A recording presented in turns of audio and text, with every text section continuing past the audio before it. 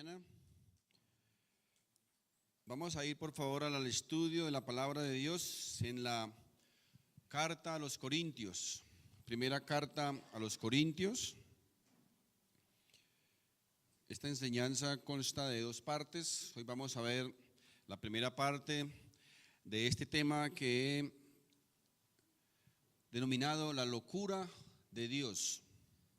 En 1 Corintios, en el capítulo 1, por favor, nos dice la palabra de Dios: pues ya que en la sabiduría de Dios el mundo no conoció a Dios, mediante la sabiduría agradó a Dios salvar a los creyentes por la locura de la predicación.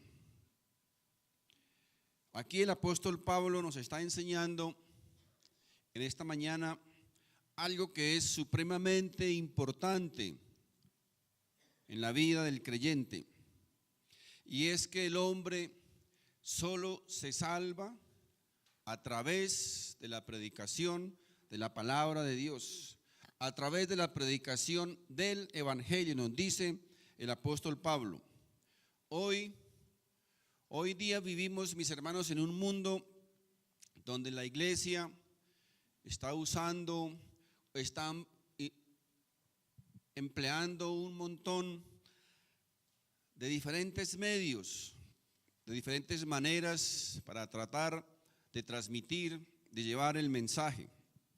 Pero Pablo nos dice aquí en este texto que debemos volver a las Escrituras para ver qué es lo que Dios quiere enseñarnos y cómo es que Él quiere que se predique y que se comunique el evangelio de salvación.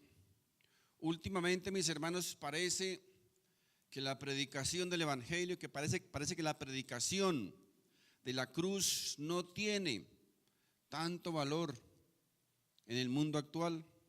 Se está sustituyendo la predicación de la palabra del evangelio, la predicación por la cual Dios ha establecido que el hombre puede llegar a ser salvo. Se está sustituyendo, mis hermanos, por cosas que diviertan y entretengan a la audiencia. Yo normalmente escucho muchas predicaciones y en muchos casos me he dado cuenta que muchas de esas predicaciones ni siquiera se menciona un texto bíblico. No se hace alusión a la palabra de Dios. Muchas predicaciones se basan en cuentos, en chistes, en experiencias personales, aún en testimonios. Ahora, no estoy diciendo que eso esté mal. No está mal usar esos medios. Pero mis hermanos, la centralidad de la predicación debe estar en la palabra de Dios. La palabra de Dios debe ser el centro de una predicación, porque ella es, dice la misma Biblia, es la que puede conducir al hombre a ser salvo. Muchos necesitamos, mis hermanos, volver a este mensaje sencillo pero poderoso, el mensaje del evangelio, el mensaje de la cruz. Quiero que miremos por favor el texto que leímos, el verso 21,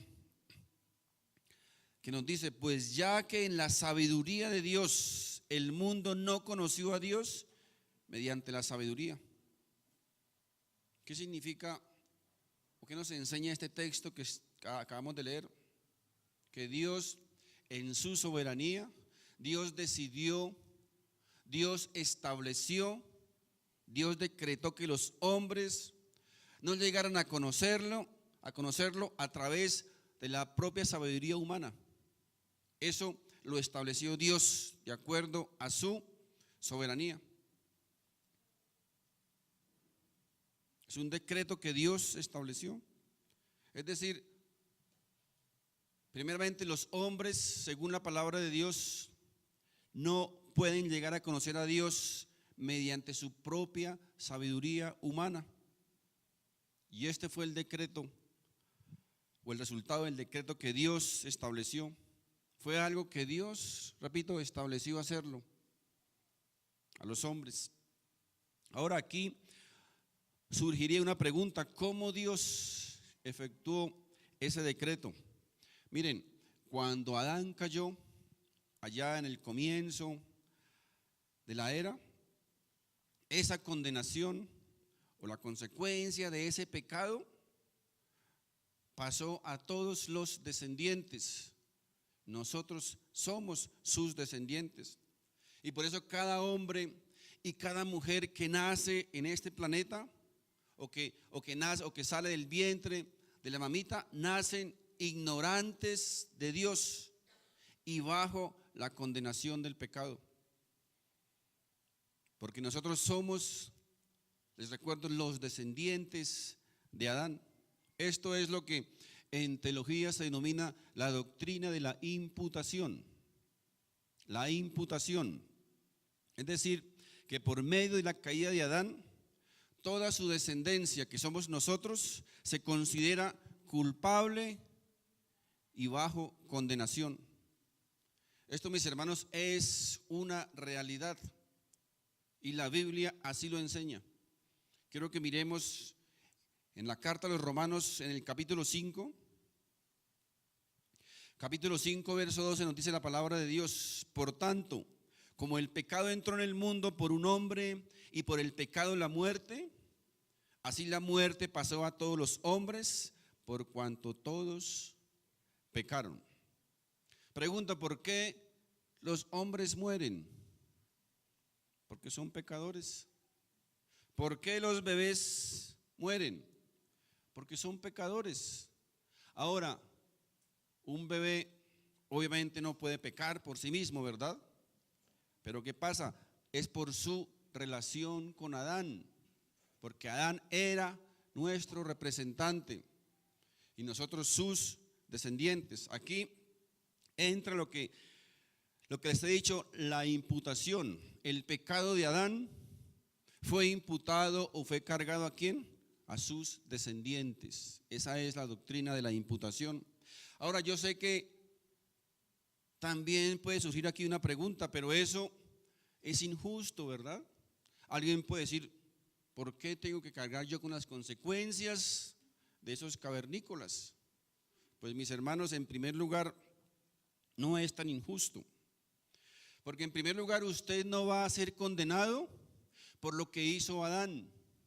Usted va a ser condenado por rechazar la cura para esa enfermedad llamada pecado.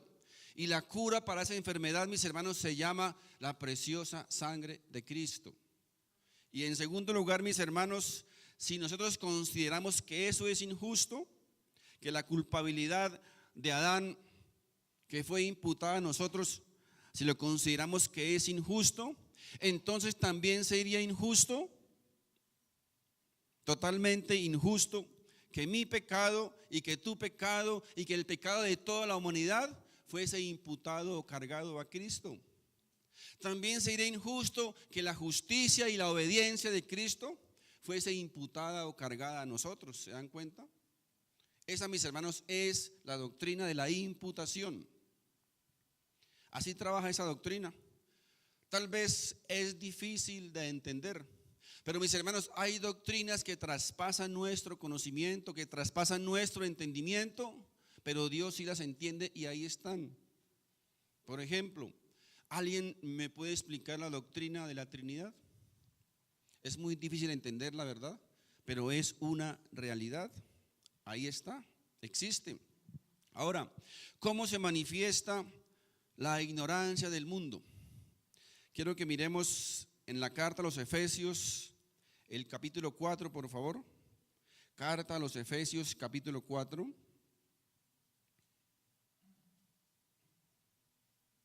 Dice la palabra de Dios: esto pues digo y requiero en el Señor, que ya no andéis como los otros gentiles, que andan en la vanidad de su mente, teniendo el entendimiento entenebrecido. Esto significa un entendimiento nublado, oscuro, ajenos de la vida de Dios por la ignorancia que en ellos hay, por la dureza de su corazón. ¿Recuerdan que yo les hablé la vez pasada de la arteriosclerosis espiritual, que es esto, la dureza del corazón del hombre. Dice, los cuales después que perdieron toda sensibilidad, se entregaron a la lascivia para cometer con avidez toda clase de impureza. Esto, mis hermanos, es una radiografía de la raza humana. Es un retrato o una descripción de lo que es el hombre, de lo que es el ser humano. Y nada, mis hermanos, nada puede cambiar esta realidad espiritual excepto Dios. Solo Dios puede hacerlo, solo Dios puede cambiarlo. Y Dios, recuerden, ha establecido, ha decretado que esa realidad se puede cambiar única y exclusivamente a través de la predicación de la palabra de Dios, a través de la predicación del evangelio. Dios lo estableció así. ¿Qué más nos dice este texto?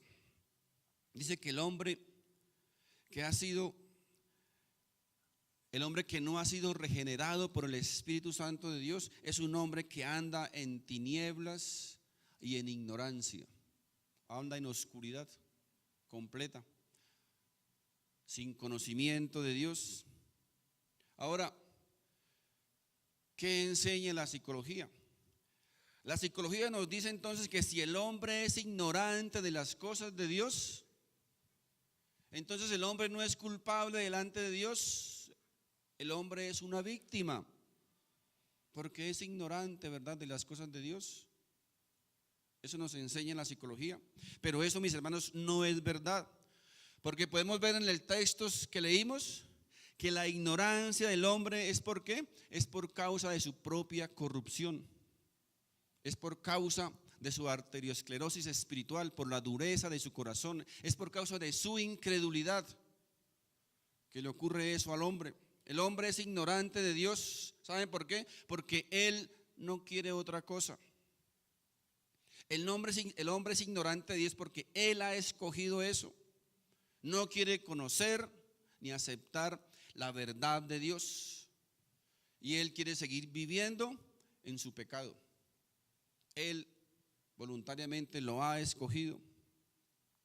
Romanos capítulo 1, verso 18.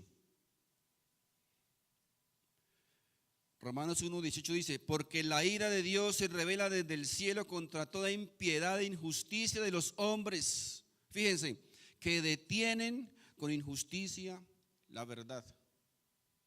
Que retienen o detienen con injusticia la verdad. Así que el hombre es ignorante de Dios porque él ha decidido ignorarlo, porque él quiere ser ignorante. Ahora, la pregunta es, ¿y por qué el hombre quiere ser ignorante de Dios? ¿Saben por qué? Porque el hombre odia a Dios. El hombre nace odiando a Dios. El hombre no quiere saber nada de la verdad de Dios. ¿Saben por qué? Porque la verdad de Dios le confronta. La verdad de Dios le revela su pecado, le revela su condición. Y por eso el hombre no quiere saber nada de Dios. Quiero que vayamos un momentico al comienzo de la Biblia, en el libro de Génesis. Vamos a tratar de explicar mejor esto. En el libro de Génesis, por favor, en el capítulo 37, verso 4, dice la palabra de Dios. Y viendo sus hermanos que su padre lo amaba más que a todos sus hermanos, esta historia se refiere a José, ¿recuerdan? Viendo sus hermanos que su padre lo amaba más que a todos sus hermanos, le aborrecían y no podían hablarle pacíficamente. Ahora usted puede preguntarse, pero ¿qué tiene que ver este texto con el tema que nosotros estamos tratando en esta mañana, verdad? Pero muchas veces escuchamos decir que el hombre no puede conocer a Dios, que el hombre no puede acercarse a Dios, que el hombre no puede buscar a Dios, que el hombre no tiene conocimiento de Dios, que el hombre no puede, el hombre no puede, el hombre no puede. Y nos surge entonces la pregunta obvia de la que habíamos hablado. Si el hombre no puede, entonces el hombre no es culpable. ¿cierto? Porque si el hombre no puede, no podemos culpar a un cojo por no poder correr o a un ciego por no poder ver. Sería injusto. El hombre no puede, el hombre no puede. Entonces, si el hombre no puede buscar a Dios, si no puede acercarse a Dios, si no tiene conocimiento de Dios, entonces, mis hermanos, sencillamente podría decir que Dios no podría culpar al hombre porque el hombre no puede. Sería injusto, ¿verdad? Pues bien, vamos a ver qué significa ese no puede. Quiero que miremos nuevamente el texto de Génesis que acabamos de leer. Fíjense donde dice ahí, y no podían hablarle pacíficamente. Ahora la pregunta es, ¿por qué no podían hablarle? ¿No estaban con él? ¿No hablaban su mismo idioma? ¿No tenían boca, no tenían lengua, no tenían labios? Dice ahí, ¿por qué los hermanos de José no podían hablarle pacíficamente? Mis hermanos, la respuesta está ahí en la palabra anterior. ¿Qué dice? Porque ¿le qué? Le aborrecían. Porque le aborrecían, dice que no podían hablarle. Ahora, ¿han escuchado ustedes alguna vez que alguien le dice, hermano o hermana, tienes que perdonar al fulanito, tienes que perdonarlo? Y él le dice, es que me lastimó tanto que no puedo perdonarlo. ¿Por qué no puedes? Porque le odio. No puedo perdonarle porque le odio, no puedo. Preguntémonos, ¿por qué no pueden? ¿No hablan el mismo idioma? ¿No está al alcance de él? ¿No tiene boca? ¿No tiene lengua? ¿Pero por qué no pueden? ¿Saben por qué no pueden? Por el odio que hay en el corazón de esa persona. Ese odio le impide hablarle. Igualmente pasa, mis hermanos, con Dios. El odio que hay en el corazón del hombre hacia Dios le impide. No puede acercarse a Dios, no puede conocer de Dios. Ahí está el significado del no puede. No pueden porque no quieren. Y no quieren, ¿saben por qué? Porque la causa de ese impedimento es, recuerden, el odio que hay en el corazón del hombre hacia Dios. Esta, mis hermanos, es la razón por la cual los teólogos en la antigüedad y predicadores se enfatizaban tanto en la predicación del evangelio y en la depravación del hombre. Porque el corazón del hombre, mis hermanos, está lleno de odio contra Dios. Ahora, esto no es algo ligero. El hombre, mis hermanos, es totalmente depravado y ciego de la verdad de Dios, de quién es Dios. Y el hombre no puede llegar a conocer a Dios porque, recuerden, el hombre odia a Dios. Ahora, nos podemos preguntar también por qué el hombre natural, el hombre incrédulo, por qué odia a Dios. ¿Saben cuál es la respuesta? Porque Dios es bueno. Usted puede decir, pero eso no tiene sentido. Mis hermanos, sí tiene mucho sentido. Si el hombre es malo, tiene todo el sentido del mundo. Imaginémonos a un joven o a una joven en el colegio.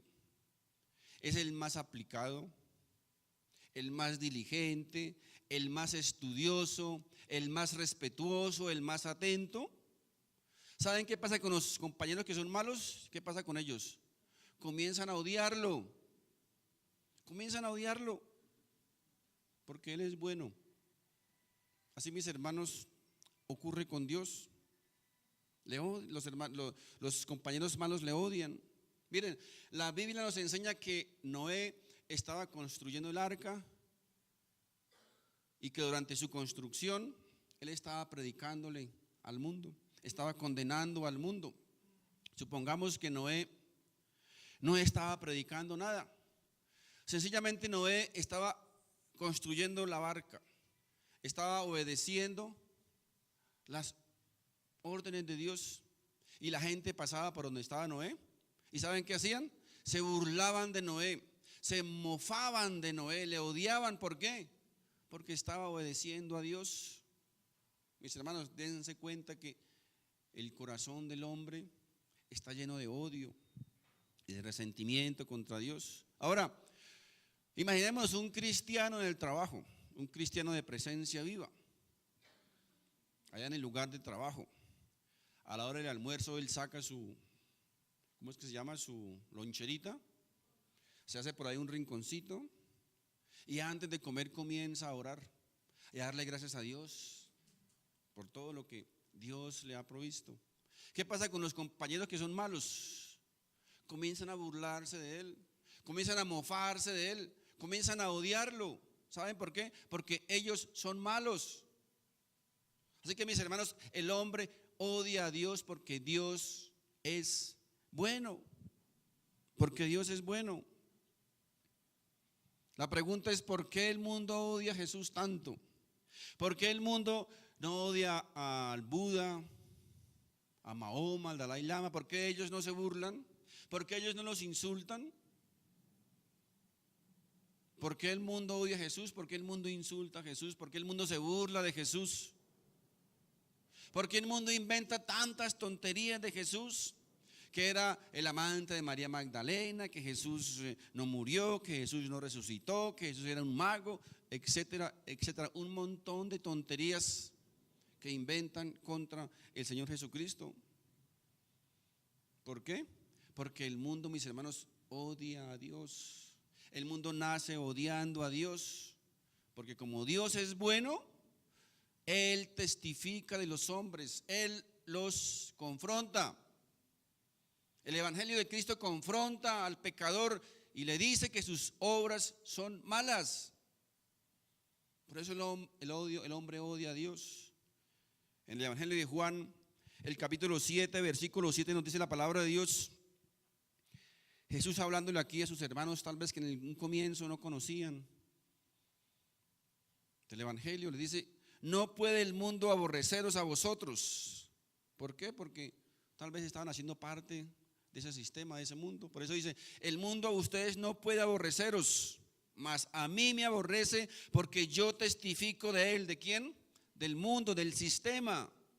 Yo testifico de ese sistema que sus obras son malas. Fíjense, mis hermanos, por eso el mundo odia a Dios, porque Él los confronta.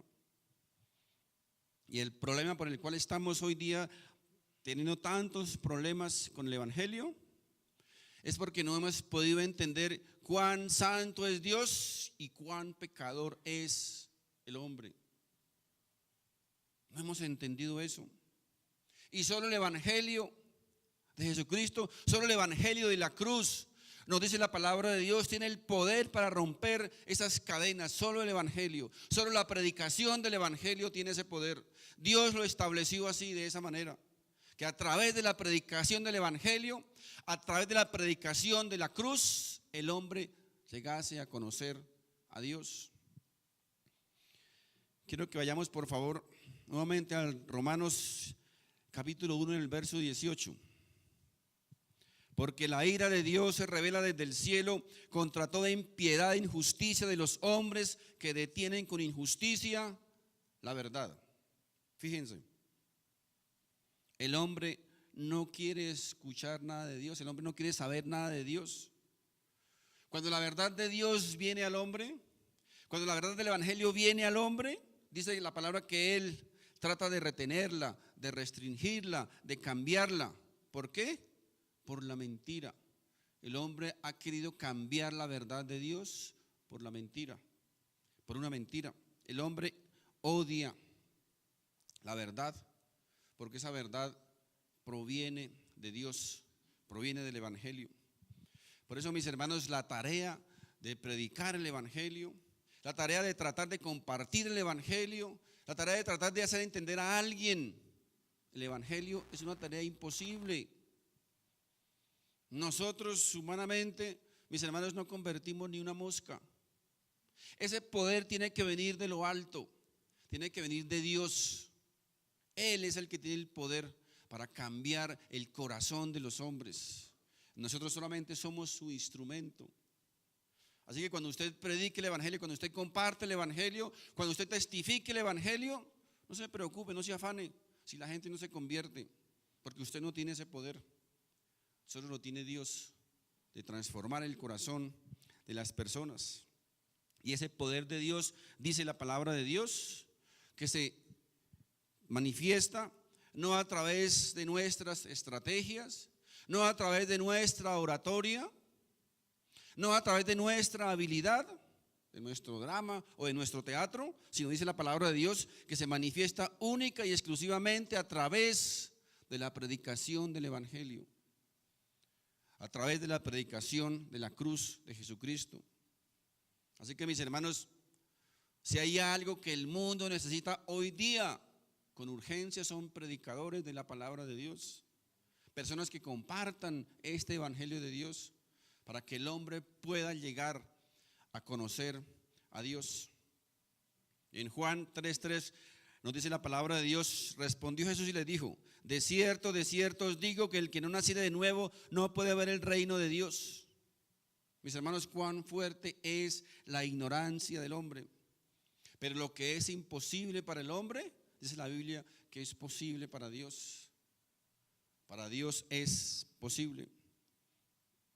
Ahora, ¿por qué Dios lo estableció de esa manera? Porque quiere que el hombre entienda, mis hermanos, que Dios es el único que puede salvar.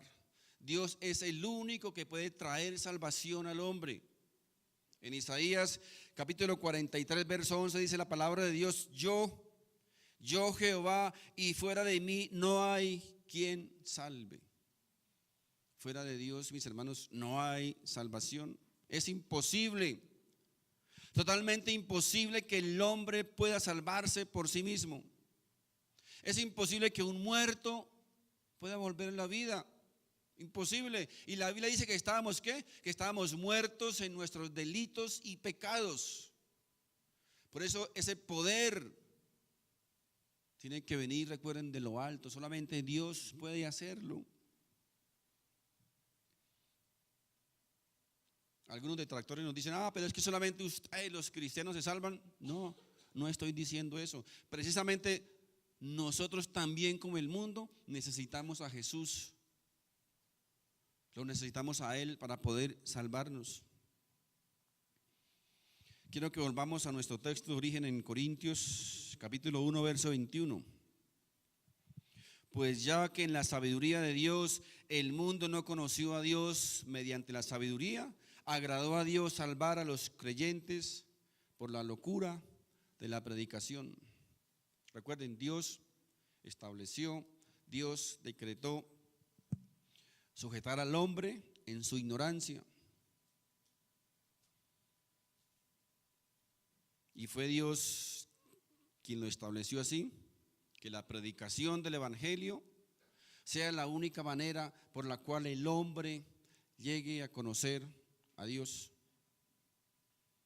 En otras palabras, Dios estableció que por la locura de esta predicación el hombre pudiese llegar a conocer a Dios.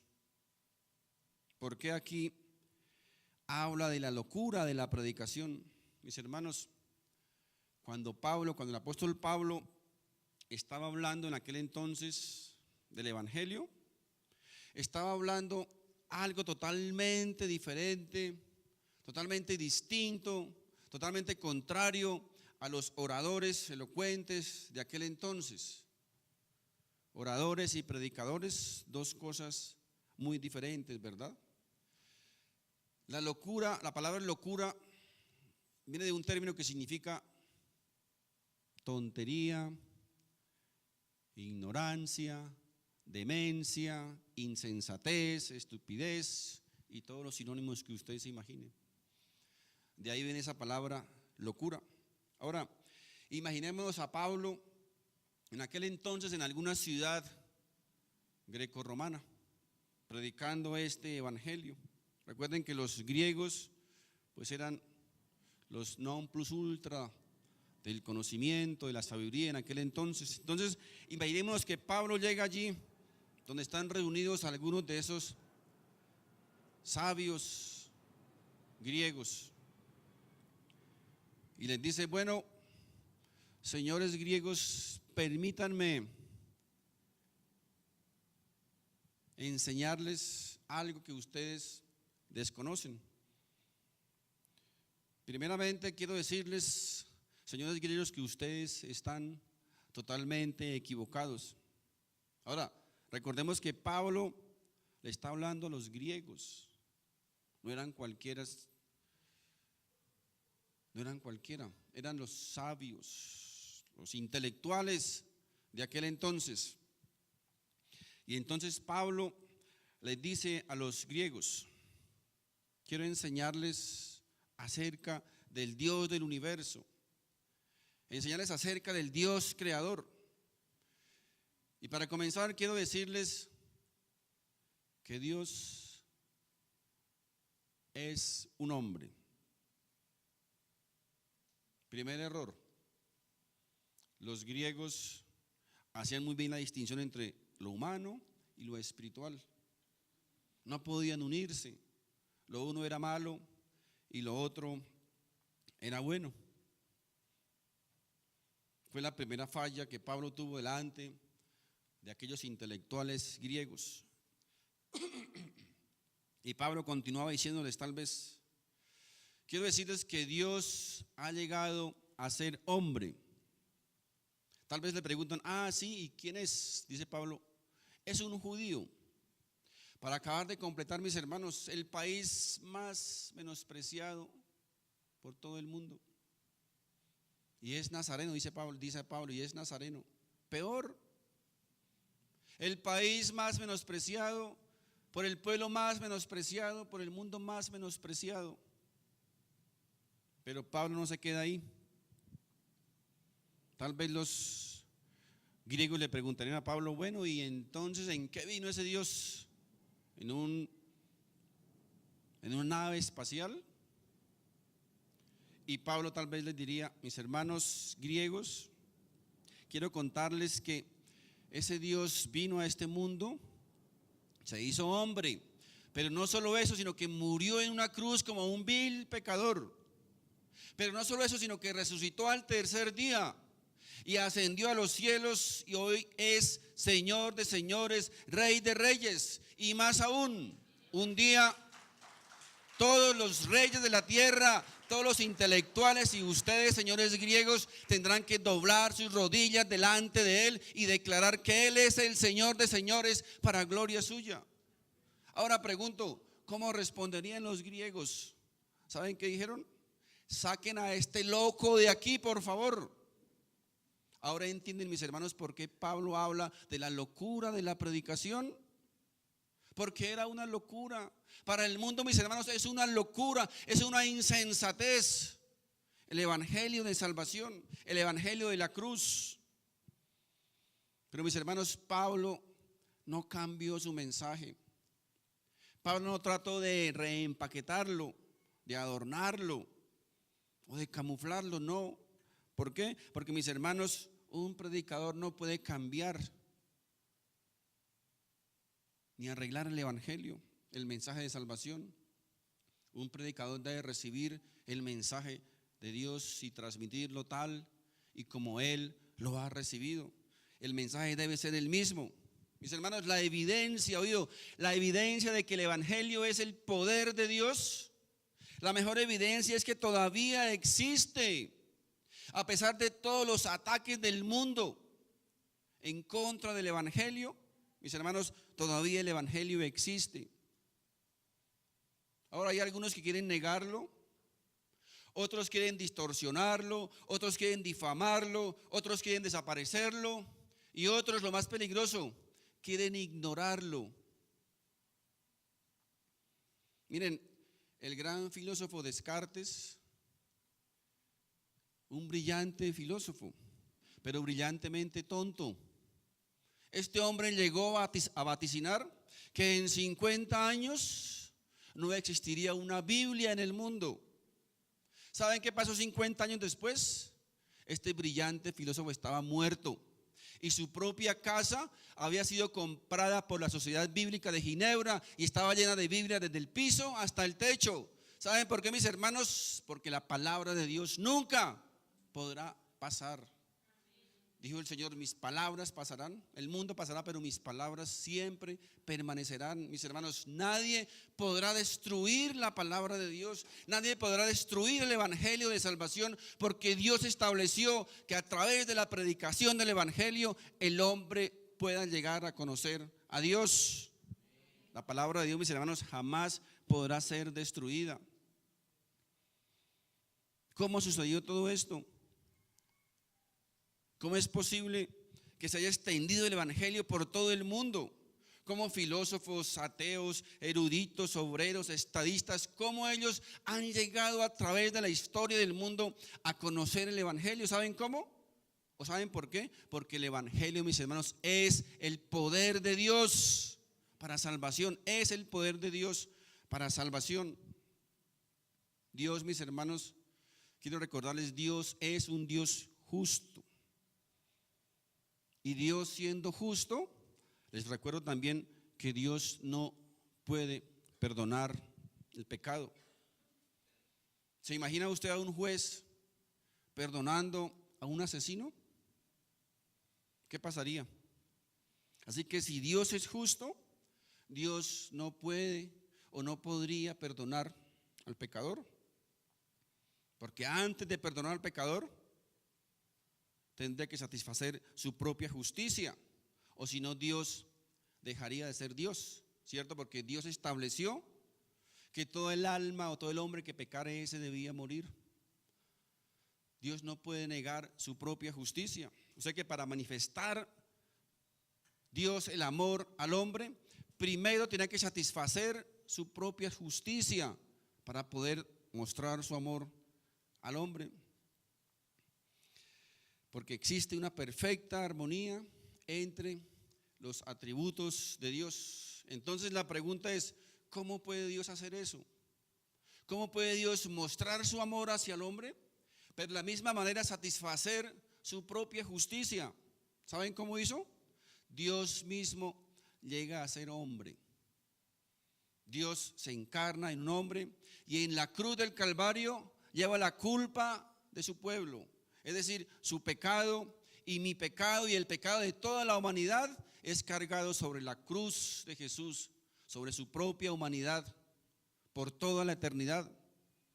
Y entonces la justicia de Dios, toda la ira de Dios contra el pecado, es cumplida en la humanidad de Jesús. Allí, mis queridos hermanos, Jesús, siendo justo y santo, muere bajo la ira de Dios contra el pecado, y su muerte, mis hermanos, satisfizo la justicia de Dios, y de esa manera Dios cumple su propia justicia y a la misma vez nos demuestra su amor a la humanidad. Miren, una ilustración de esto hermosa que encontramos en la Biblia es el acontecimiento cuando Abraham llevó a su hijo Isaac al monte Moria, recuerdan, para sacrificarlo. La Biblia dice que Abraham había tomado el cuchillo para cortar la garganta de su hijo y escuchó una voz que decía: Abraham, Abraham, no le hagas daño al muchacho. Qué hermosas palabras, ¿verdad? Porque dice la voz, porque yo voy a ofrecer el sustituto para ese sacrificio. Fíjense lo que dice: porque has ofrecido a tu hijo, tu único hijo que amas. Qué hermosa escena, ¿verdad? Pero mis hermanos, es solamente la primera escena de esa obra, porque la segunda escena viene años, miles de años después, cuando el padre toma la frente de su hijo y toma el cuchillo de la ira contra el pecado y mata a su propio hijo por culpa del pecado de la humanidad. Mata a su propio hijo en lugar del pecador, en lugar de usted, de mí y de toda la humanidad. Mis hermanos, Dios ha provisto el cordero. Dios mismo ha provisto el cordero. Ahora, hoy no les quiero preguntar si quieren ir al cielo, porque yo sé que todo mundo quiere ir al cielo. Hasta el diablo quiere ir al cielo. Lo que ellos no quieren es que cuando lleguen al cielo, Dios esté ahí presente. Hoy, mis hermanos, la pregunta que quiero hacerles es: ¿amas a Dios con todo su corazón? ¿Amas a Dios con todas sus fuerzas? ¿Dios ha obrado en tu corazón a través de la predicación del Evangelio? ¿Dios ha transformado o está transformando su vida a través de la predicación del Evangelio de la cruz? ¿Anhelas a Dios con todo tu corazón? ¿Lo anhelas profundamente y quieres, deseas seguir a Dios? La palabra, mis hermanos, les recuerdo que nos dice: arrepiéntanse y crean en el Evangelio. Porque el Evangelio de Dios, mis hermanos, es el poder de Dios para salvación de todo aquel hombre que quiere estar cerca de Dios. Esa, mis hermanos, es la invitación para esta mañana. Si usted ama a Dios, si usted quiere seguir a Dios, si quiere ser discípulo del Señor, recuerde, arrepiéntanse y crean en el Evangelio, porque es la única manera que Dios ha establecido por la cual el hombre pueda llegar a conocer a Dios en plenitud. Amén. Mis hermanos, coloquémonos de pie, por favor. Padre Santo, en el nombre de Jesús, en el nombre de Jesús, el Señor de señores y el Rey de reyes, hemos predicado, Señor, en esta mañana tu Evangelio. Hemos expuesto, Padre Santo, tu palabra, el Evangelio de salvación, el Evangelio de la cruz, para salvación a todo aquel que en ti quiera creer. Padre Santo, muchas gracias por tu palabra, muchas gracias por tu Evangelio. Muchas gracias, Padre Santo, por haber dispuesto, Señor, que la predicación de tu palabra, que la exposición de tu Evangelio sea el medio para que nosotros podamos llegar a conocerte, Jesús. Y gracias, Señor Jesús, porque ese Evangelio, Señor, tú lo has dejado a nuestro alcance. Hoy todos los que estamos aquí, y tal vez todos los que lleguen a oírnos, no tienen ninguna excusa, porque todos podemos acceder al conocimiento de tu palabra a través de la predicación de tu Evangelio. Padre Santo, en esta mañana yo quiero orar por esta tu iglesia Presencia Viva, por este grupo de tus hijos, de tu pueblo, parte de tu gran iglesia mundial. Y también quiero orar, Padre Santo, por si alguien todavía no hace parte de tu pueblo,